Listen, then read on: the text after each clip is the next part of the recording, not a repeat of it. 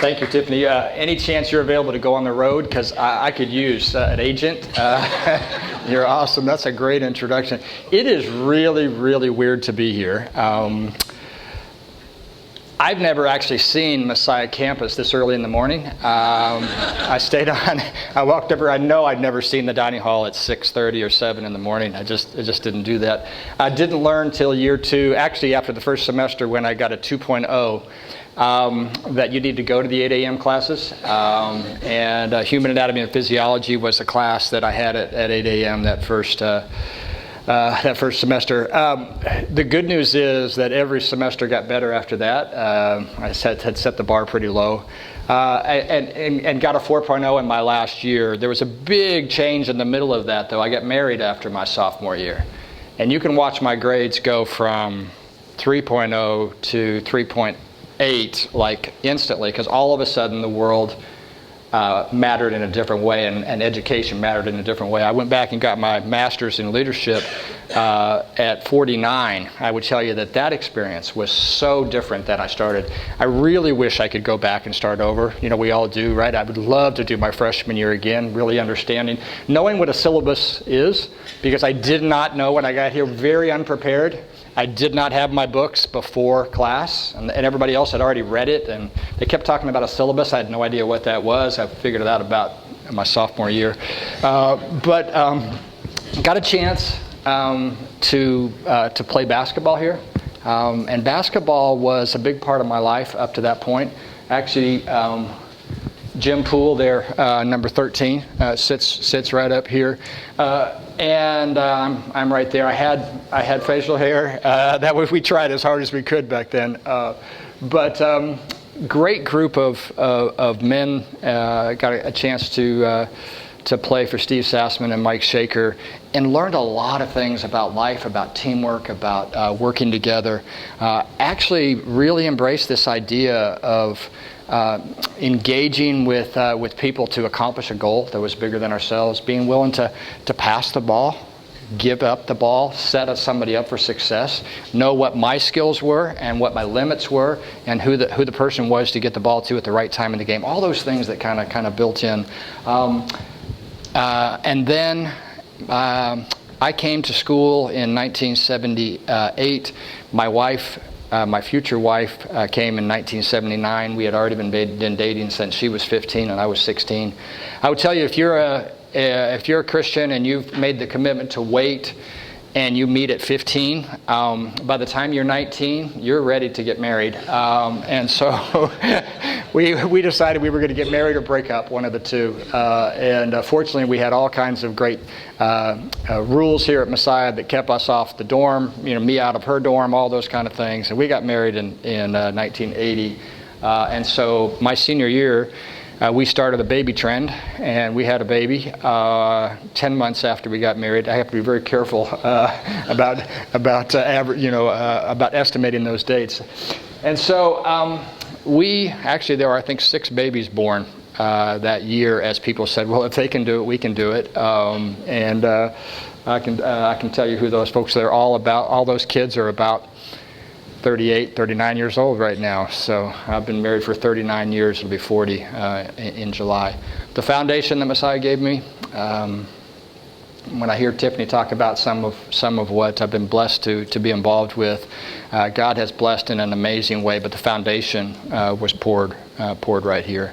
Would you guys mind if I prayed for you guys before I share? I just want to make sure that we give God the opportunity to work. God, we thank you for this morning. I thank you for every person in this room. I pray that something that is said this morning would touch somebody's heart or resonate with them.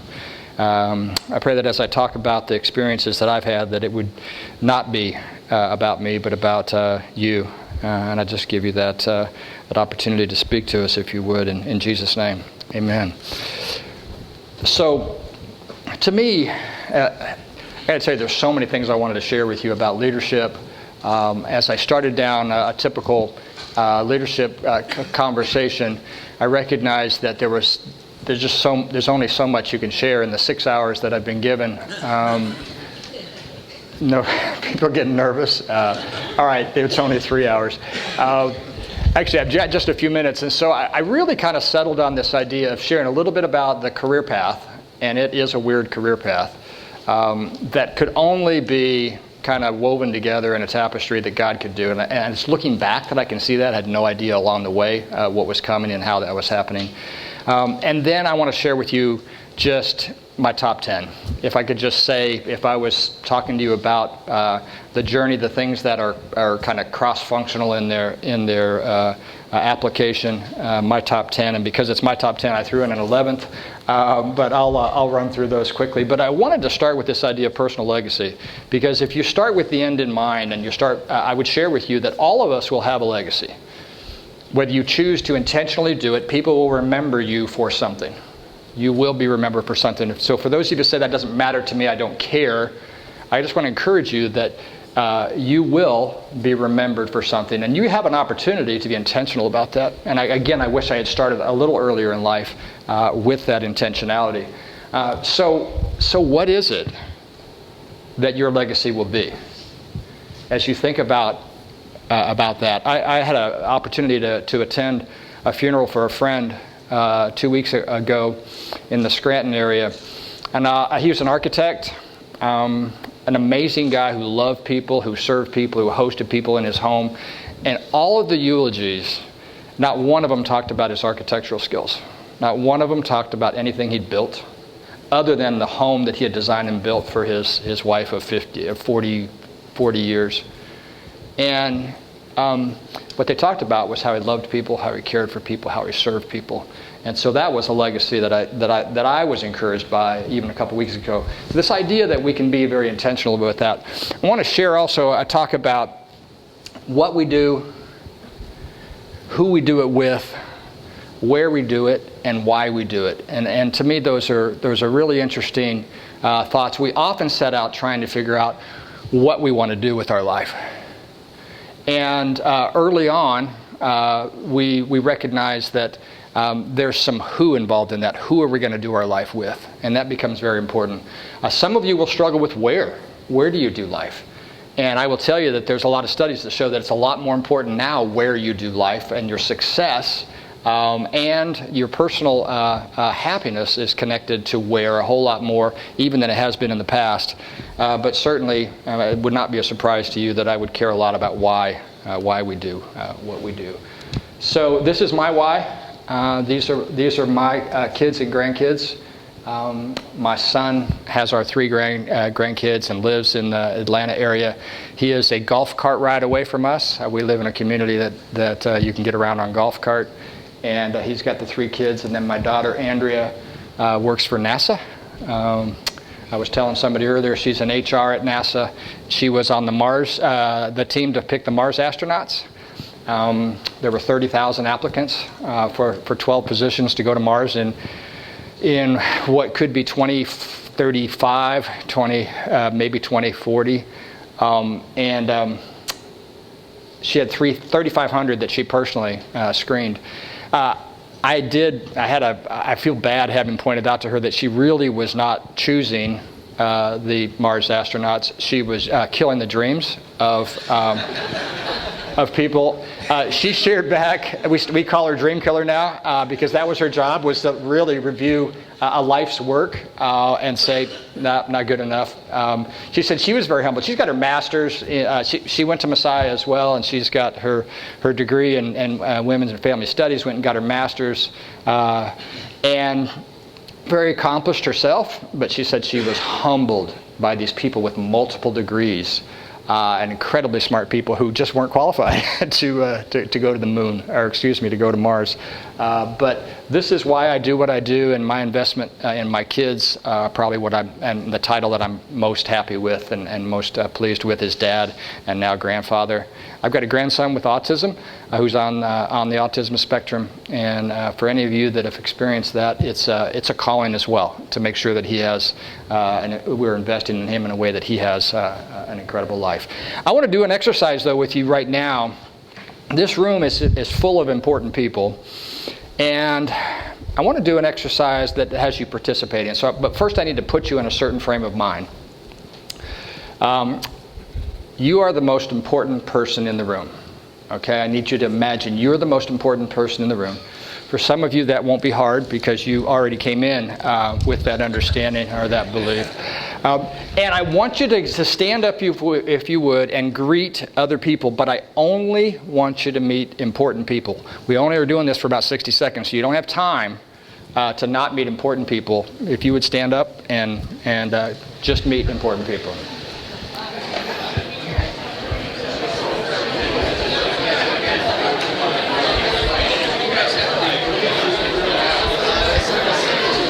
David, thank you.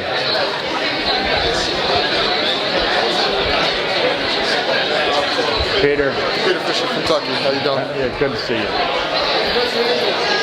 Okay, all right, now stay right there. Stay right where you are. Now, some of you are very natural at this. Now I want to put you in a different frame of mind. You're at a family reunion. Okay? You like your family, all right? This is a good family, good healthy family. You haven't seen some of these people in 10, 15 years. I'd like you to greet people like you're at a family reunion. Go.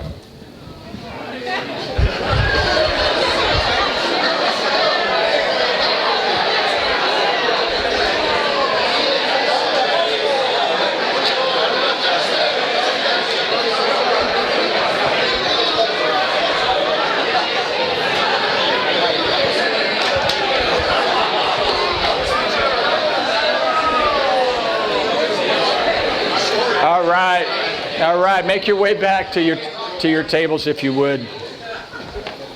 Wow, I almost lost control of the room. There were two people that came up and introduced themselves to me. I thought I was an important person. I love that. So what was different the second time around? Just shout it out. What's that? Hugging. There was a lot of hugging. Yeah, I saw some of that. Some of you went in twice. I mean, took advantage of the opportunity. What else? More relaxed.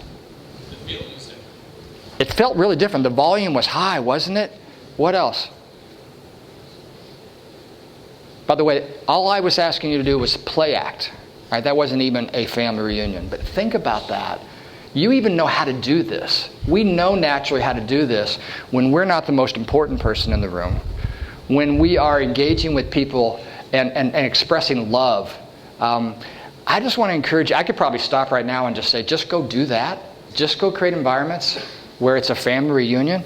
I worked with Kiwanis International for years, and we were trying to take what had been a traditionally white, male, older organization and make it inclusive and engage different folks. What we tried to do was to create this idea of when you walked into a Kiwanis meeting, could it feel like a family reunion? And that's so different than arriving to try to network with people and to think that I got to get some business done or I got to engage in that way. I would tell you that social hours are my least favorite thing because you can only go about this deep. You will normally find me in the corner of a social hour with one person going pretty deep on what's going on in your life, what are you struggling with, etc. I just would encourage you to be very, very real. And if you take nothing else from this morning, create a family reunion all the time. I started my career with Boys and Girls Clubs of America. I was telling the folks at my table, I spent one semester teaching, and I was given the auto shop. My degree was in health and physical education. My principal told me you have two goals. One is I don't want anybody to get hurt. And I don't want them to use any of the machinery. And so I got to tell you, I spent a semester teaching PE inside the shop. We moved everything out. We played flag football. And I got to tell you, I at that point said, I don't want to be in an education system where that was okay. I took a part-time job as a lifeguard at a local boys club while I was also teaching. And immediately had a chance to invest in young people's lives in the north side of Fort Worth, Texas. Gang intervention, pregnancy prevention, got pretty deep into some pretty tough things, helping kids get out of pretty tough circumstances. We talked about it this way, that you need to give kids both hope and opportunity, and that hope is that idea that something could be better in the future. And for many kids in public housing, they don't see the future as bright. But if you're going to give them hope, you also have to give them opportunity, which is a path, which is you got to get them into education, you got to give them an opportunity. And so we tried to do both of those things. I did it for 20 years. And so the foundation of my career was, quite frankly, done in an environment where I had to learn how to raise money. I had to learn how to inspire and motivate volunteers. I had to get people to do things not for pay, but for psychic reward, which served so well. I didn't understand it at the time, but would serve so well when I was in the for-profit space, where I was able to still motivate and inspire, love people, tell stories, encourage people in a way, even though they were being paid at this point.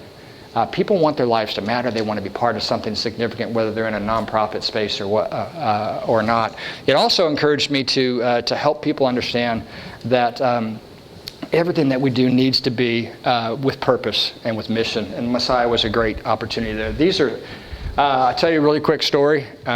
My first year of summer camp, I had these 5 young men assigned to me, and the swimming pool was closed that day, and so I took them to my house. Newly married,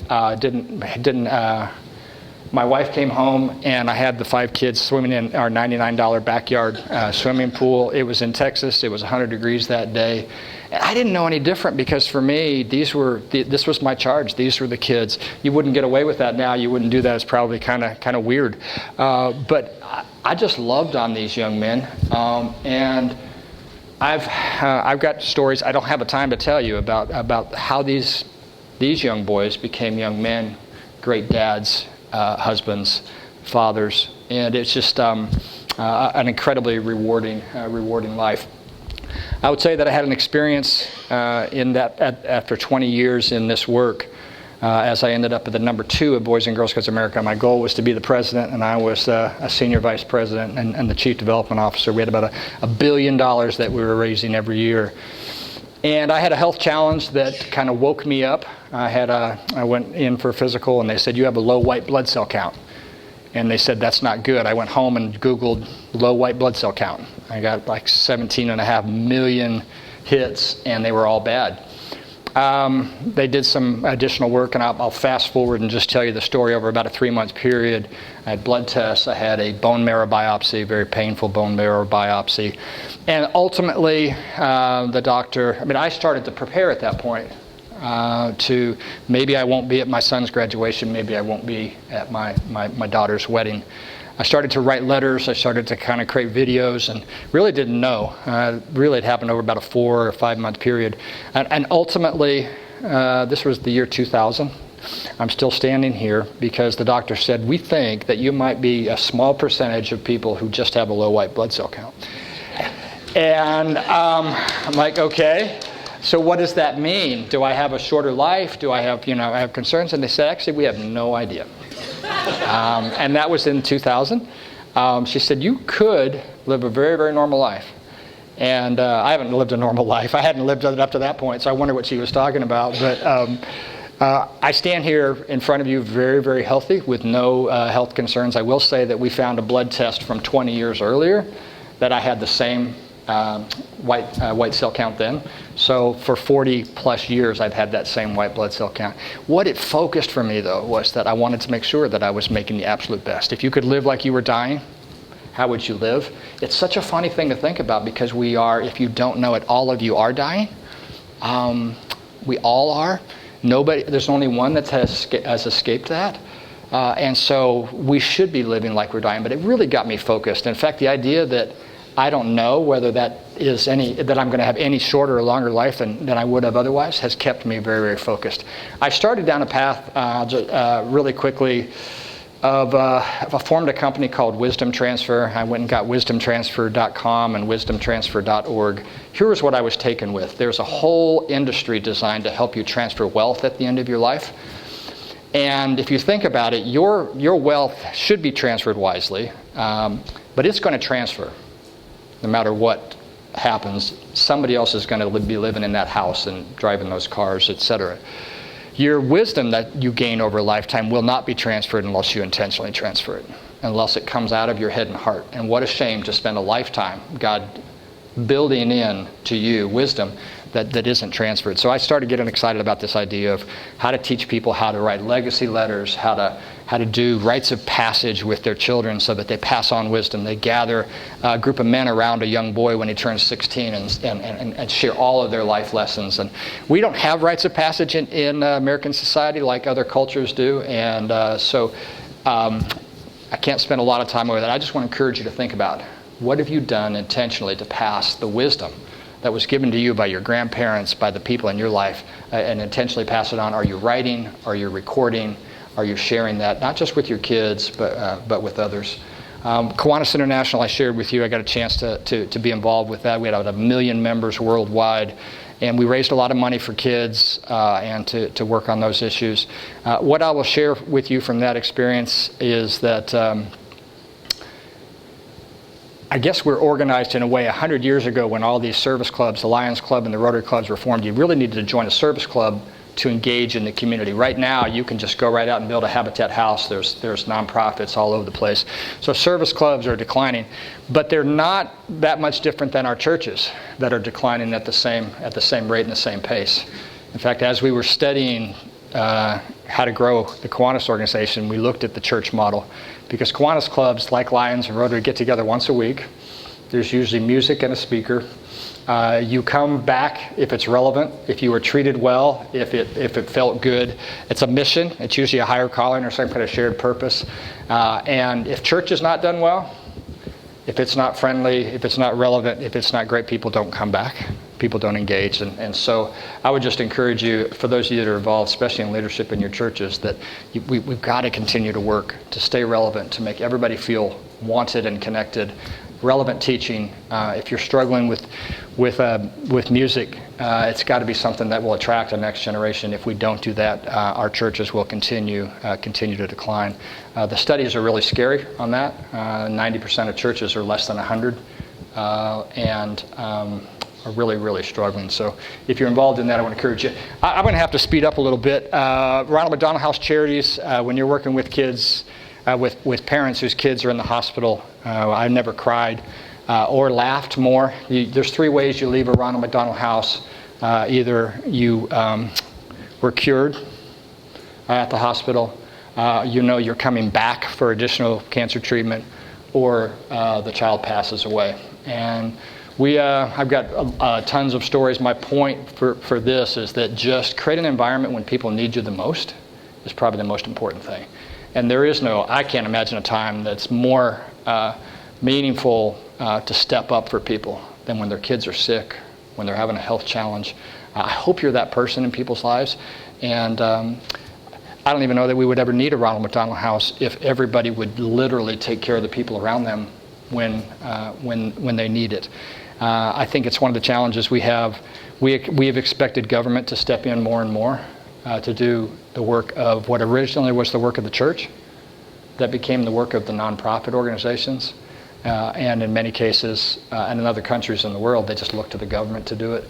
I think when the church steps back up to take care of each other, widows and orphans, et cetera, I think we'll be a stronger and better society. I don't know if that resonates or connects with you. I got a chance to do this camp for kids with autism, ADD, ADHD as part of working for Zach Brown and the Zach Brown Band. And if you don't know, how many country music fans in here? A few Zach Brown. You know who Zach Brown is. Zach's on a little bit of a struggle right now as he is trying to cross over from country to, I'm not sure what his music is right now fully, as a number of artists have done, but he's 14 number ones, a Grammy award-winning artist. I got a chance to build this camp for him, but it grew into running all of the music. And I had no idea how to run a music organization. But I learned about touring, I learned about studio work. We opened restaurants and about 14 different businesses, building a brand around him. And the same lessons I would share with you that I learned in Boys and Girls Club leadership, in Kiwanis leadership, and building that organization, I then just applied to music. I will say that if you're going to move from thing to thing, you have to be a voracious learner. You've got to go after it. And for me, I will tell you that I'm pretty fearless. If you were to see the work that I've done around my home, I do all my own repair work at my house, and I've built out my basement and whatever. And people say, "Why would you do that?" I say, "Well, I've seen the guys who do it, and I'm at least as dumb as they are. And if they can figure out how to do this, I can figure it out. And so for me, I would just encourage you to, if you're going to step out, if you want to step out, you just step out and do it. And you're not always going to be given an opportunity like this. Mine came because I came in to do the nonprofit work, and the need was there. And he said, would you mind doing this on a short-term basis? And I poured myself into it. 7 days a week, literally had to go extra, in early and stay late to learn it. But what it led to was then the current opportunity that I have, which is to work in the film industry. And I'm going to show you a little video just to give you an idea. Georgia is become the third largest state in film production. It's incredible. We spent there were $9 billion spent in Georgia last year. The studio that we built, we built 5 years ago. It has been home to some of the largest budget movies in the world. Actually, I'll let you see an example of what it is that the studio does if this comes up behind me.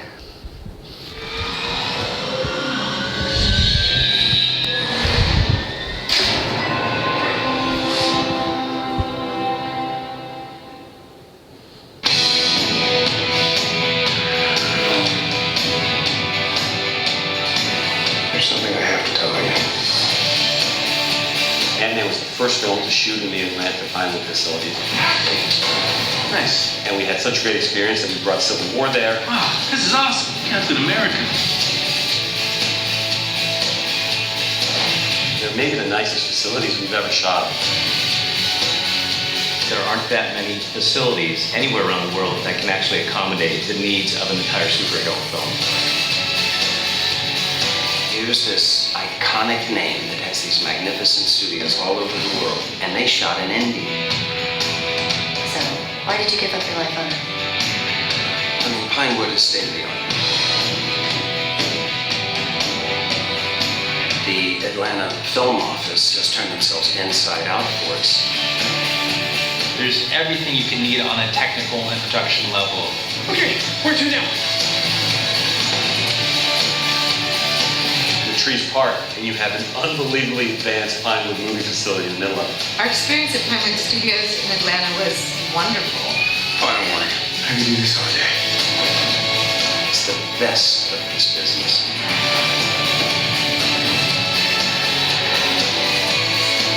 Wow.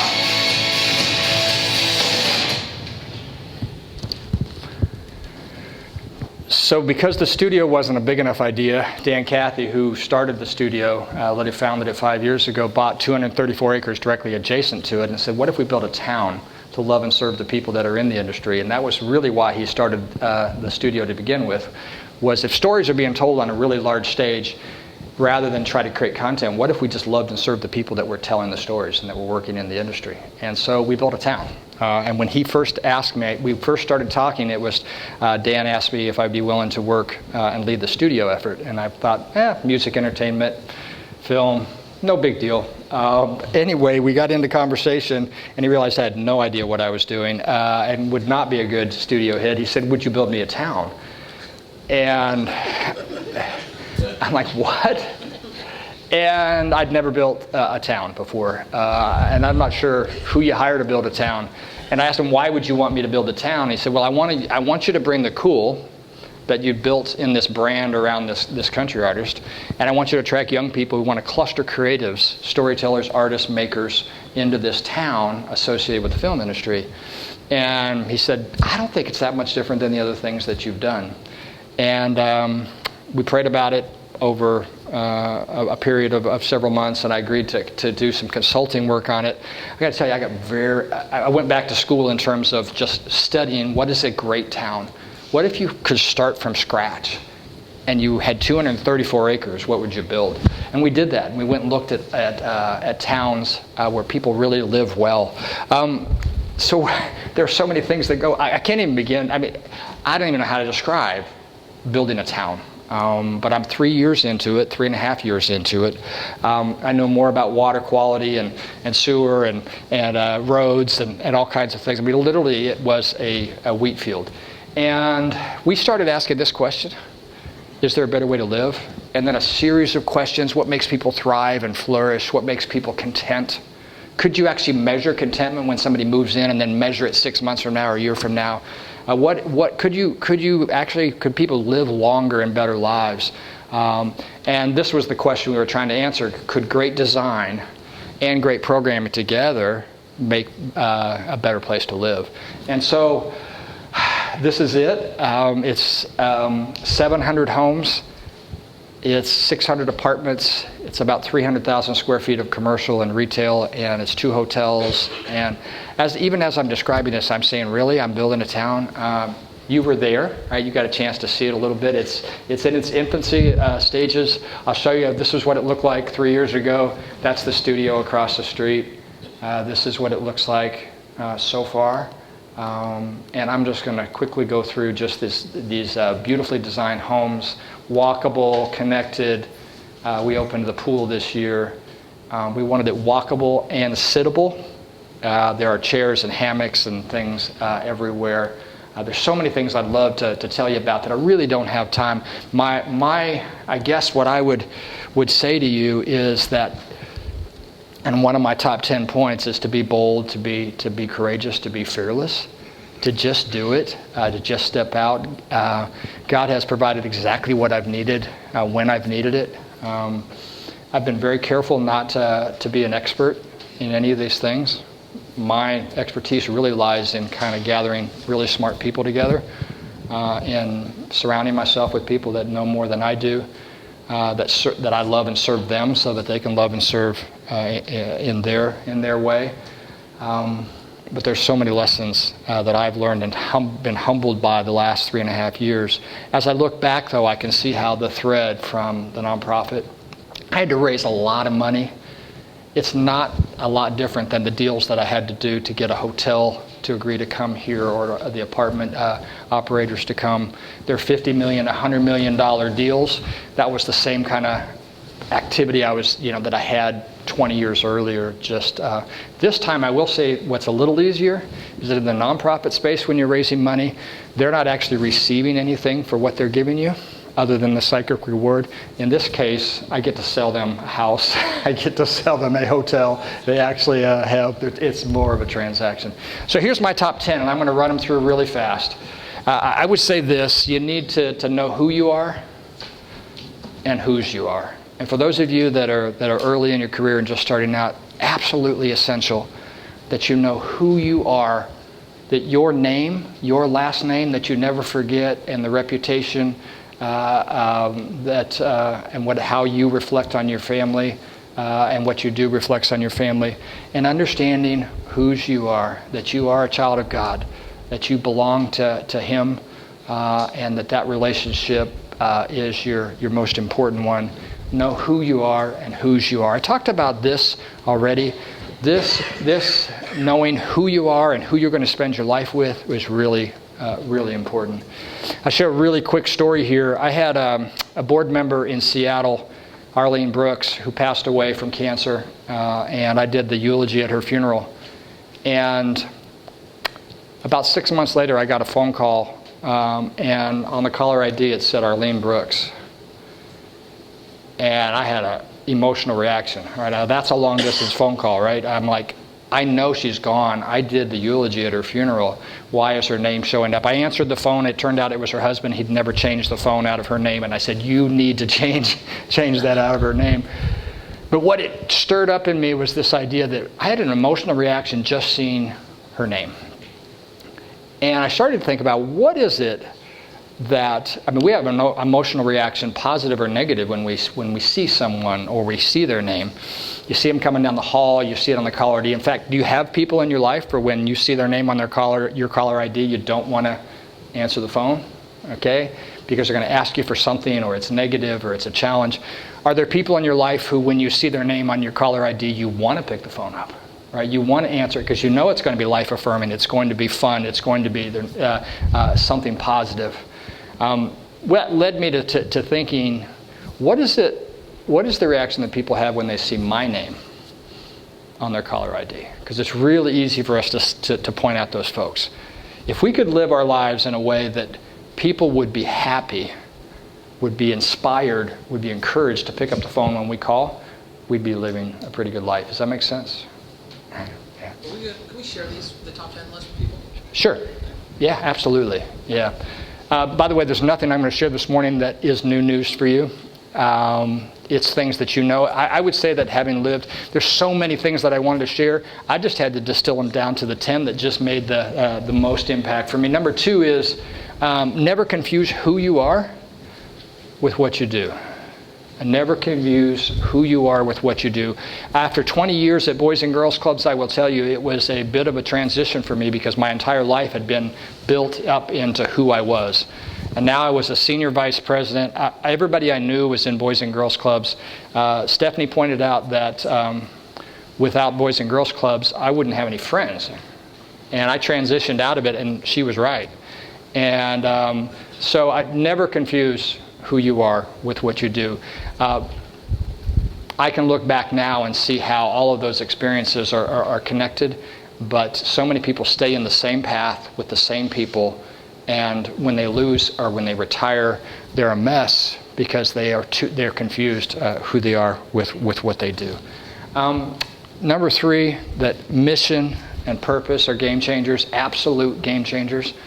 And if you don't work in the nonprofit space or the ministry space and you don't understand fully what I'm talking about there, you need a mission and a purpose for your life and your business. I was sitting here with Jim and we were talking about he helps people figure out their future financially and set themselves up for success. He doesn't sell products of insurance or financial products. He literally helps people with one of the most important things in their life. Our builders feel that way. We've talked about mission and purpose. It's the most personal thing that they're building for someone. The place that you're spending most of your life is a home. Even our salespeople, we think our real estate agents, people have different views of maybe not always positive about their real estate agent. A real estate agent is helping you find that place that you're going to land. And anyway, so just having a sense of mission and purpose are really, really important. For those of you that haven't figured it out yet, this path for this search for success is one that is fleeting, that is empty. I would just encourage you to get on this path to significance much sooner in life. Bob Buford wrote a book, Second Half, and I think a big part of that was the idea that we spend the first part of our life trying to be successful, and somewhere along the road we recognize that there's a legacy or a significance that's more important than success.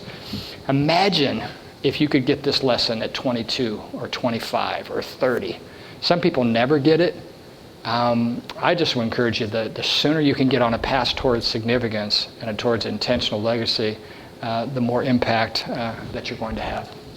Number 4, who you choose will have a huge impact on your life. I was so blessed to have met Stephanie when I was 16 and she was 15. That choice, I absolutely feel God made. It could only have been that, and we wouldn't be together 40 years if it hadn't been kind of ordained by Him. But who you spend your life with, who you surround yourself is incredibly important. So many different people have said it in different ways.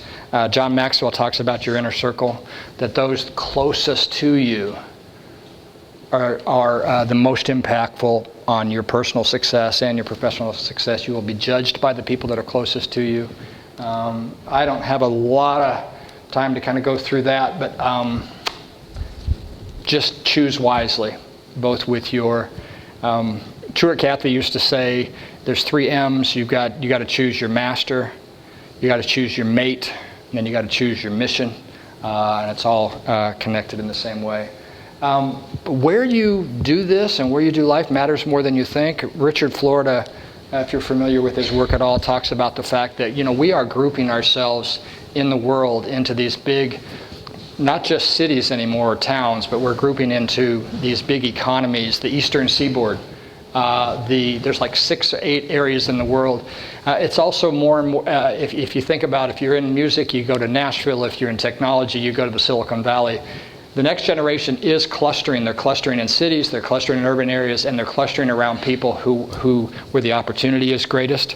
It has created challenges around connection to family and home and personal happiness. There's also a movement that says, yes, you can have success somewhere else, but you're not going to be deeply or truly happy if you're not connected in family.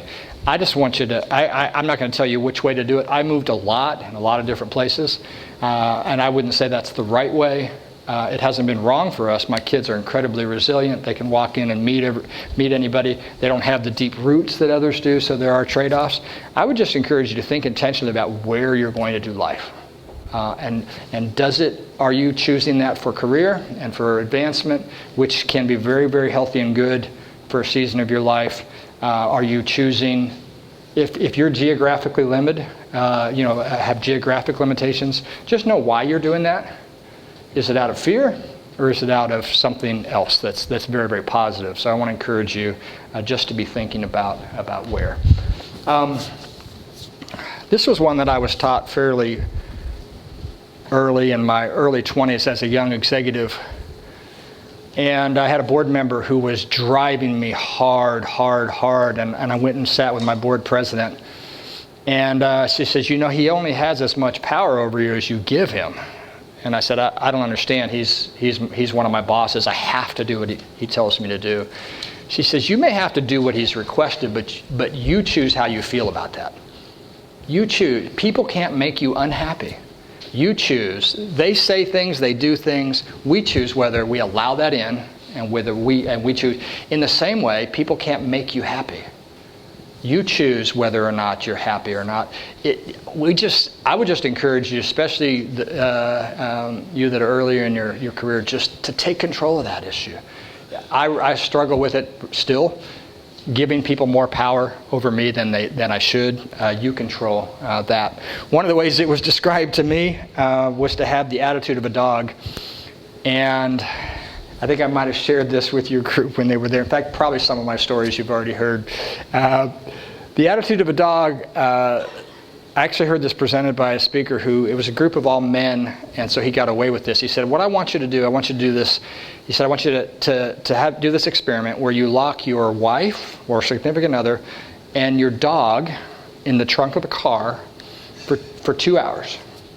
And when you open the trunk, look who's happy to see you. And when you think about that, I know my wife would come charging out of that truck, right? But what's the dog doing?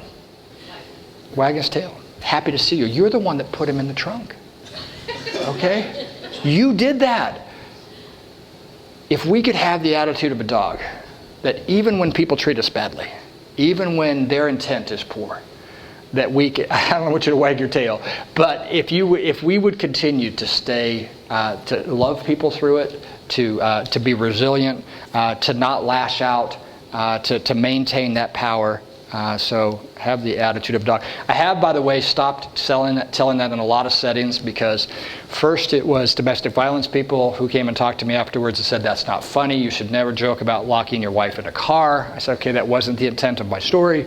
I had someone from PETA who wasn't concerned at all about me locking my wife in the trunk of the car, but the dog. And so anyway, don't send me any emails about it. So number 7, kindness, gentleness, and humility are universally appreciated. When I think about the thread through all of those different jobs, just having a servant's heart, just being kind and gentle, just not needing to be or feel like I was the most important person in the room, just went so far when I didn't have the knowledge and experience. I think when I started building the town, the first few times I introduced myself or spoke to groups, I would say that I am uniquely unqualified to build a town. And I didn't say that just, I meant that. I literally am unqualified to do this, and would you please help me learn? And I got town planners and architects and designers around me who have, 3.5 years later, I will tell you, I think I am uniquely qualified to do this job. And not because of what I know, but in part because of what I don't know. We would never have taken this on. I would never have made some of the choices that we've made if I didn't know how hard it was going to be, or how hard it was going to be to make it financially successful, etc. And so I didn't know what I didn't know, and so we were willing to do it. So I just want to encourage you to gentleness, kindness, humility. A number of people have been given credit for this statement. Really, really important. If you don't care who gets the credit, you can do so much more. And then this idea that people won't care what you know until they know that you care. This is a picture of me at about 4 years old or so, and I want to share some what I call tricycle wisdom. We had a situation, we didn't have a lot of money. My dad was the local boys club director, which is why I was familiar with that as a kid, and the music director at our church.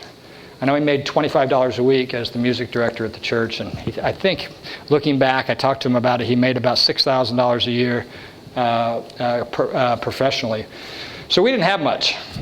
Came home one day and there was a creek in our backyard. That was actually where they had dug the sewer back to the septic tank. They dug out, and my parents didn't have the money to replace the tank, and so it stayed open for about 6 months. But I was 4 years old, maybe 4.5, and for me it means we had a creek in our backyard. And my dad said stay away from the creek. You can imagine why, right? Which is the first thing we did, was to build a ramp over the creek. My brother, who was a year and a half older, was riding his bikes, and he and his friends would launch over the creek. I was sadly still in tricycle stage. True story. My brother's encouraging me to ride, and I get the tricycle over there, and I got my front wheel up on it. I can feel it right now. I get up on the front wheel's fine. I don't look behind me. I'm a forward thinker at 4 years old. I'm looking forward. I don't realize there's two wheels on the back, and the left wheel, I remember, comes off the side just about that I'm in the middle, and I fall right in. And I am literally on my knees, covered with whatever was in the creek. And my brother has run into the house, got my dad. My dad came out, dragged me out of there, went to clean me off while spanking me at the same time. And I remember flailing and getting it all over him, and he would get madder and madder. I don't know if hopefully some of you were never whipped like that. It was the only time I really remember getting a serious whipping. And the more I struggled, the more it got on him, the madder he got. And so why would I tell you that story? Some lessons from that up on the screen. One, that prevention is preferable. If you can keep people from falling in, put up a fence, put up some guardrails, keep them from doing that. I would say that some things you just have to experience for yourself. I guess needed to do that. I would share with you that we all step in it or fall in it from time to time. We get it. And that the more you struggle, the more you get it on other people. When you're going to help people, it's going to get pretty messy. I think what's required, though, and my dad and I have had this conversation. He passed 4 years ago. He didn't like me telling this story. First time he heard me tell it. And I said, Dad, I think what was required at that time was a firm and gentle hand to lift me out, clean me off, tell me everything was going to be okay. And it was a different generation and a different time. And there were 6 of us kids, and I look back and think that my dad this was one more thing he didn't need, right? So I understand it, but I would just encourage you that this idea, what's needed when people are hurting, is a firm and gentle hand to lift them up, to help clean them off, and to set them on a path. Does that make sense? Yeah, okay. Number 8, everything does rise and fall on leadership. I could spend a lot of time talking about leadership, just passionate about it. It is the difference maker in every organization and every mission. It matters deep through the organization, not just at the top, building leaders all the way through. And again, I'm going to run out of time here, and that's actually the next point, which is that time is finite, and it's a non-renewable resource.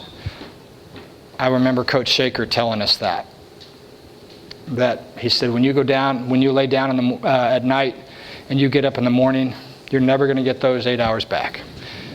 But the 12 hours that you're during the day, you're not going to get those back either. How you spend them really matter. It is not a renewable resource. How we spend our time really, really matters. I think people get confused with one thing, though, is whether they're spending their time on activities or people. And most of us, when we think about getting better with our time, we think about how can I do different things or spend less time doing this and more time doing that. People are a big part of what takes our time. So who we're spending time with really, really matters. I encourage people to do 2 things identify who are the people that you should be spending more time with, and then identifying the people that you should spend less time with. If it's a finite resource and it's non-renewable, where's that time going to come from? You're not going to get more of it. And people really struggle with this, but I encourage people to make a list. Who are the people that you should spend more time with in 2020? And who are the people that you're going to spend less time with in 2020 so that you can spend more time with the people that you should? Now, I identify just 3 broad groups. Those that are people that are time burners, and you know who they are. People who are energy zappers. They may not take your time, but they take your energy. You can just feel the energy kind of going out of the room. And negative forces. The only caveat I would give you here is sometimes God puts people in our lives that fall into maybe one of these categories, and they literally are the people that we're supposed to be ministering to and loving. I'm not saying cut those people out because it's inconvenient for you, but I'm saying be intentional about who you spend time with. Now, if you're married to one of the people in the red box, that's a different session. That's a different conversation. All right, I'm getting close to the end. Vision is not everything. But I got to tell you, folks, it really, really matters. Being able to, Andy Stanley describes it in his book Visioneering, being able to see what others can't yet see, looking at things as they are and then seeing how they could be.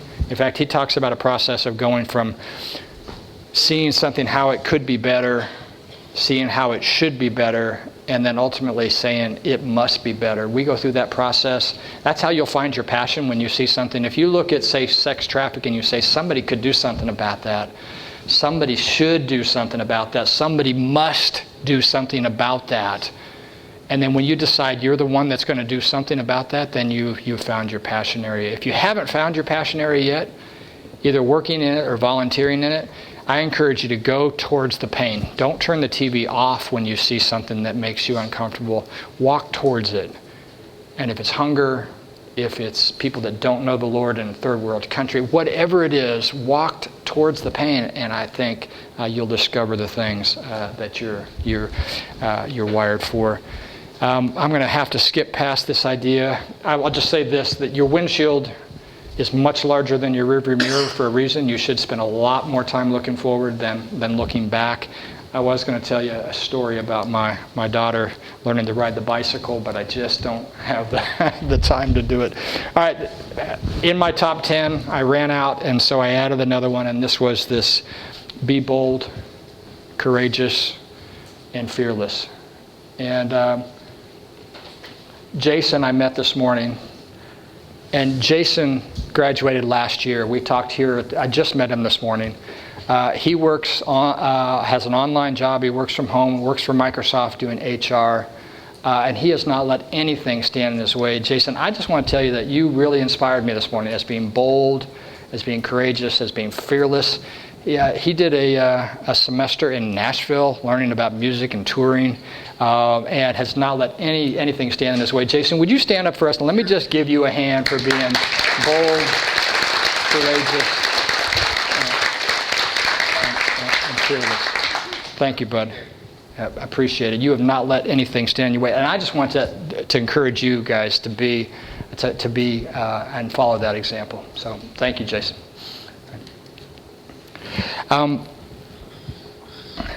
came back to this idea of personal legacy, and I'm just going to put up a couple screens, and you don't need to read this, but I would hope people would say some of these things about me. I hope my kids would feel some of these things. And I really hope on the flip side that they don't say things like he worked all the time, that he pushed people really hard, that he always had to be right. I just think setting out to be intentional about what you want to be and how you want to be remembered will guide your behavior in how you behave. I came down to 3 words. When I told you I went back and got my master's later in life, we were asked to settle on 3 words that would describe how we want to live the rest of our life. And for me, it was these 3. I want to love a lot. I want to laugh a lot, and I knew this about myself, that I love to lead, and so I want to lead.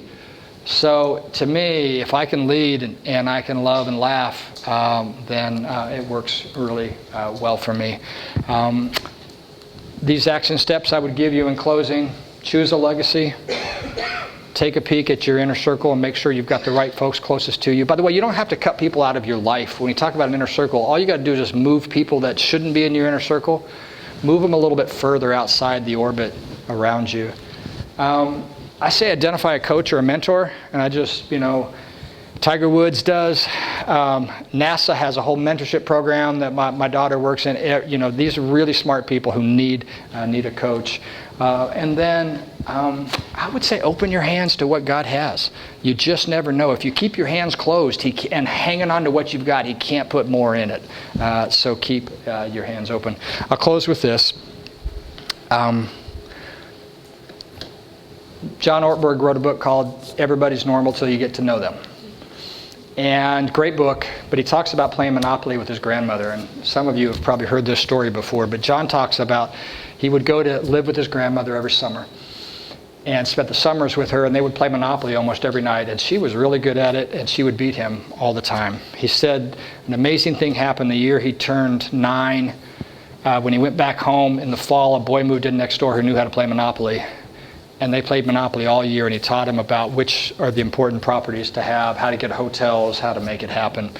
And he did. He learned how to play Monopoly. That next summer, he describes going, and the first night that he was there, when she pulled out the Monopoly board, he won for the first time. Kicked Grandma to the curb. He got it all.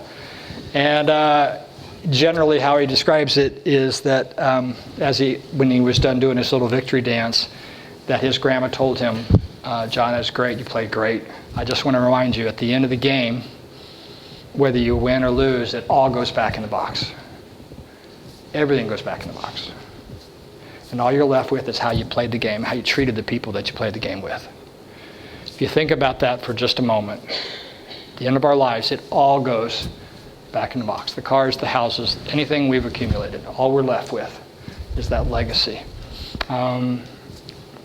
In fact, we go in a box at the end of our lives, right? So I just want to encourage you to live your life in a way that would create a legacy of love, of service, of Jesus shining through you, and know that it all goes back in the box. Thank you.